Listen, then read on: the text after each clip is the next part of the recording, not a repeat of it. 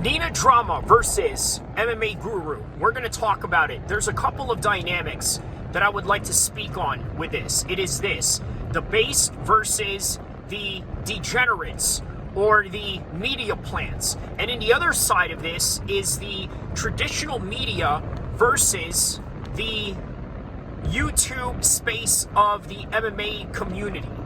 And these are two important topics to talk about, because when I'm talking about the base versus the degenerate feminist world, I'm talking about, let's say, Andrew Tate, fresh and fit type of content.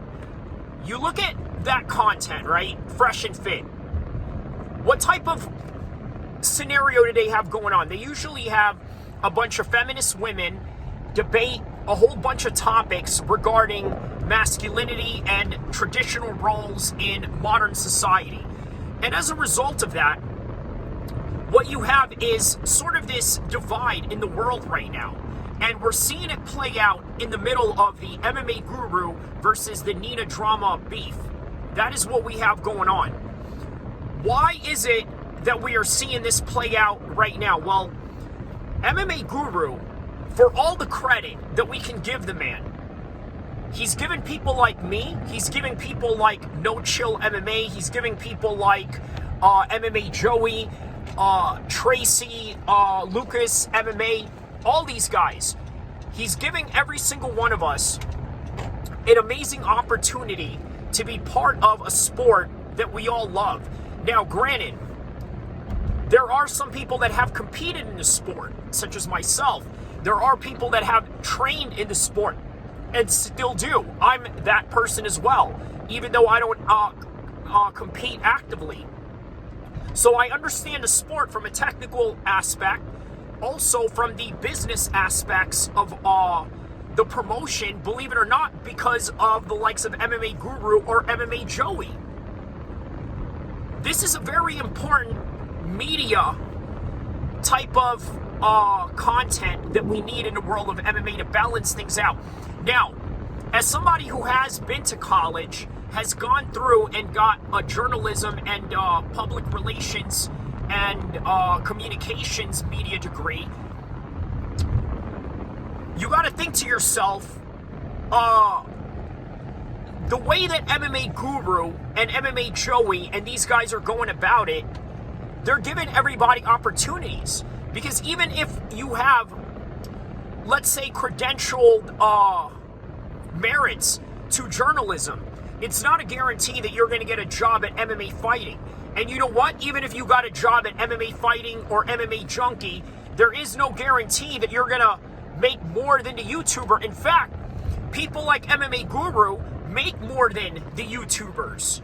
I'm sorry, make more than the traditional journalists. So MMA Guru makes more than most traditional journalists. Why?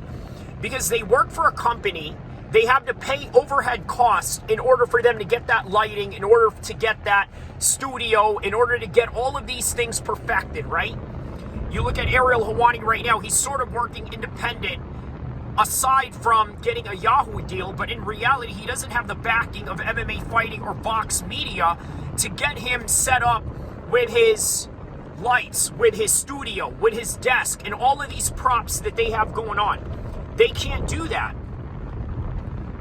Well, he can't do that for himself right now, at least not in a way that MMA fighting and Vox Media has done that. So, you look at somebody like MMA Guru, it's low budget, but the content it's hot.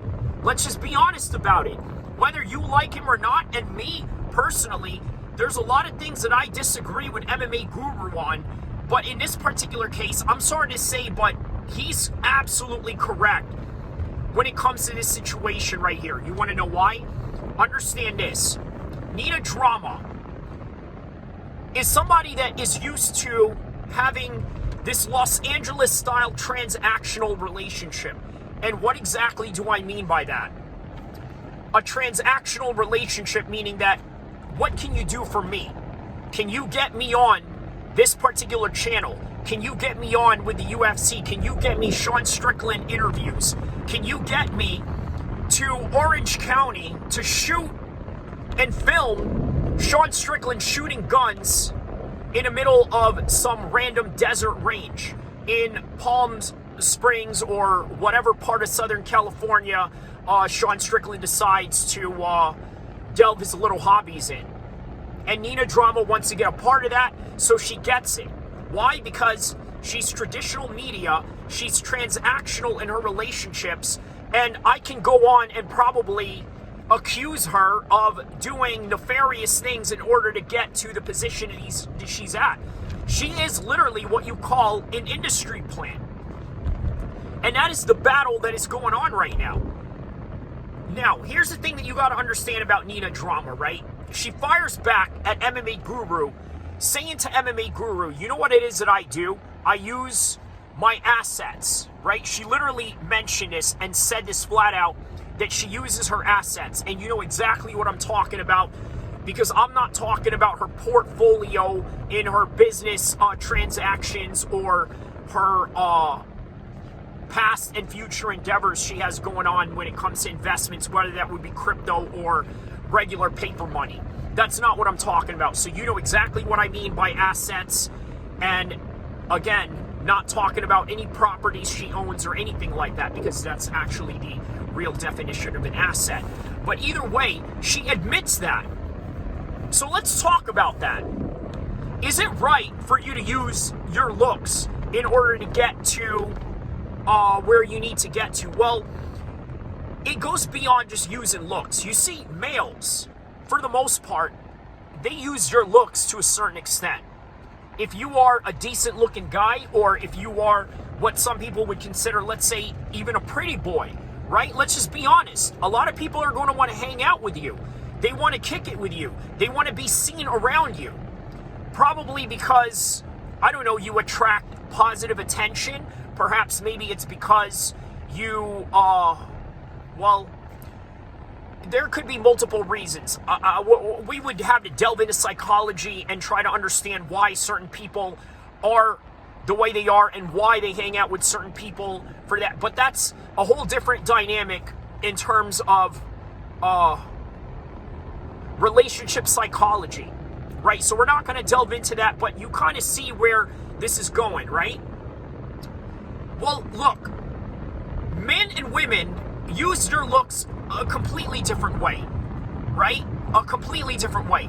Because as a man, you can use your looks. By the way, check out the Sacramento Bridge behind me as we are passing right now. So this is what you get out of my channel, is nothing but unpredictability to the max. So we're going to keep going until the sun goes down and talk about this Nina Drama versus MMA Guru situation, because this is the hottest thing on the internet right now, and I want to continue talking about it. So Nina Drama claims that she's using her looks. A lot of males out there, they go out and use their looks in order to obtain whatever it is that they need, but in a different way. You see, as a male, you can use your looks without having to expose your body in a certain way. Now, is it different if, let's say, you are a fighter? Obviously, you have to have your shirt off. That's a given. That's part of the competition. But even in Islamic terms, that's considered your aura, meaning that what is allowed for a male to show as opposed to, let's say, a female, right? But we're not going to get into that. What I can say is that there are just some things that males can show and females can't show, and that's just what it is. And the fact that Nina Drama is notorious for exposing a lot of herself in multitudes of ways, you got to ask yourself, my goodness, you know what? If she didn't do this, where would she be? If she started just putting on, let's say, a sweater, you think you really want to see Nina Drama? Well, I don't really care for her channel. In fact, this is the only reason why she even comes to my radar, is because of MMA Guru. And let's be honest, MMA Guru right now is way hotter in terms of numbers, in terms of viewership, and maybe even in terms of YouTube revenue over, over Nina Drama. There's no doubt about it. He has more followers. So now you got to ask yourself, why is that? And the reason being is because MMA Guru touches a certain demographics of people that, quite frankly, are never going to be able to get around somebody like Nina Drama or people that are within her circle. That is why MMA Guru is going to win this by default. Because you got to understand something, right? Let's talk about dynamics.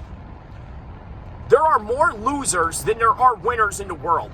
I don't know if you know that. I don't know if your friends on your social media or your skewed view of the world in terms of what you view in social media have made you forgot. But there are more people that are desperate out there than there are people who are winners in life. And that's just a God-honest reality. So this is where MMA Guru is going to win.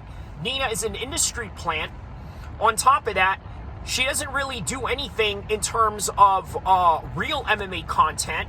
And of course, some can argue and say, you know what? She brings something different to the table. Well, what exactly is that? Flirting with a bunch of fighters and promoters? Because really, let's just be objective. That's just really what we see out of this.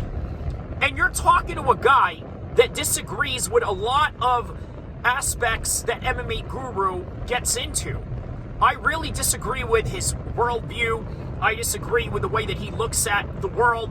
And quite frankly, there's just a natural disposition of conflict that we have. Me as a Muslim male and him as a pro-Western type of figure that he likes to sort of fancy himself as. And this is why he has a certain kind of support that he has over Nina Drama as a result of that. And you got to understand that. You got to understand that MMA Guru is independent. Not only is he independent, he's not taught or behind the scenes have producers in his ear to tell him what he should say and what he should do. Nina Drama has. Nina Drama, it's funny that her name is Drama because, quite frankly, before this beef with MMA Guru, she never was about the drama. She never causes drama, which is why the UFC invites her. This is why people like Luke Thomas, they don't get invited. People like Jesse on Fire, he has to go to the fights himself to pay on his own money, but never as a media member. And then on top of that, MMA Guru, this is a guy that's never going to be invited to a UFC event. And if he does, you know what's going to happen. A lot of Dagestani supporters are going to beat his behind. A lot of people that are supporters of Muhammad Makayev are going to go punch him in the face. They're going to do all types of things to MMA Guru, and he knows that. And that's the reason why he don't come outside. So that's one criticism I have about MMA Guru. You can never say that he's a G. He claims to be from London, from the south of London, and this and that, but he's never outside. You look at my channel, I'm outside. I'm right here. I'm in Sacramento. I go to the hoods. I go to my hood. I go to the hoods of Sacramento and around the area. And I'm good in these places. MMA Guru doesn't do that. But as far as Nina Drama, what I will say is that she has a very limited career. I'm going to tell you why. Because of the fact that she has a career predicated on her looks, you got to understand something, right? Looks fall off at a certain age. It just does. It just happens. There's nothing that you can do about it. I get this whole argument with people where they say men age better than women or women age better than men. In all true to God honesty, there is no real data to say one way or the other. And I think all of it is anecdotal evidence, and it all varies from person to person because by the end of the day, we are all different. So her career is going to be limited. What's going to happen when she gets older? You see, there's a lot of actors and actresses out there. I don't want to mention any of their names or anything like that. But the one thing that you can rest assured and understand about certain actors out there is that when you reach a certain age, you are no longer that handsome fella in the 1980s or that handsome person B, person A from the 2000s. It's now 2024. We all fade at some point. at some point, Clint Eastwood did not look like the geriatric man that he does right now. And at some point, Nina Drama is not going to be Nina Drama the way that you know her to be right now. With MMA Guru, listen, you see all the comments that they say about this guy. I'm not going to pile into that. You're this, you're that, you're fat, you're, I don't know, you got a shaggy looking beard, you got, I don't know, a little hat fro, or whatever it is, right? It doesn't matter. If that is what he is, it's not going to get any better as he gets older, and you don't have any expectations of him being one way or the other. And again, the way that I'm ending this video, or the way that I'm segueing this video, is literally on the topic of aging and how superstars are perceived when they get older. Which brings me to what Suge Knight said about Tupac in one of his last few episodes, maybe 6 months ago, about Tupac. You know what he said? He said it's probably a blessing and a curse for Tupac to have died. You know why he said that? He said because it's a blessing that you never got to see Tupac become gray. You never got to see Tupac gain weight, lose the six-pack that you know him to be in this iconic image that he has going on. And he compared it to Marilyn Monroe. So that kind of answers your question about who ages better, whether men or women. I don't think it matters. It varies by person to person, right? You never got to see Tupac with gray hair. You never got to see Tupac as an older man, less aggressive, less abrasive, and less combative in the way that he died.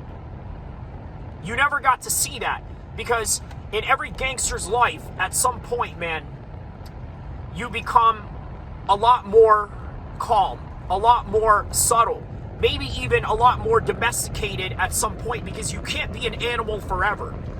Just like you can't be a superstar forever. And whatever made you a superstar, whether it's looks or whether it's physical abilities or this and that, all of that is going to fade away. And that is one thing that we can guarantee with Nina Drama. So if you ask me, in all true to God honesty, who's going to have more of the better career? Well, I'm going to say that it's going to be MMA Guru. Because without the UFC, Nina Drama is nothing. You see, MMA Guru never got a press pass with the UFC or got an invitation to the UFC, other than the fact that they used some of his clips to do a McGregor documentary, which, by the way, was very big for his channel. Okay, let's just be honest about that. It was very big for his channel, but nonetheless, it really did not give him any favors with the UFC in terms of access towards the fighters. Other than his own relationships with the actual fighters themselves, whether that would be either Sean Strickland or Sean O'Malley or maybe even Dricus du Plessis, right? He built that relationship organically on his own without the UFC. But it doesn't mean that all the other fighters are going to want to be down with him. Of course not, right? It's only going to be a selective few, just like me. Obviously, I know a few fighters in the game. I'm not going to know them all, but the reason why I know them is because obviously I've ran across them, built a relationship with them, trained with them, the way that MMA Guru has with Dricus du Plessis, even though he doesn't live in South Africa, which kind of makes me wonder, why doesn't he train with local London guys? But that's another story here or there, and I think we know the answer to that. Maybe it's because, you know what, he's afraid that he may get jumped, and that's a great possibility. So that is all that we have for this particular segment right now. I'm going to end it with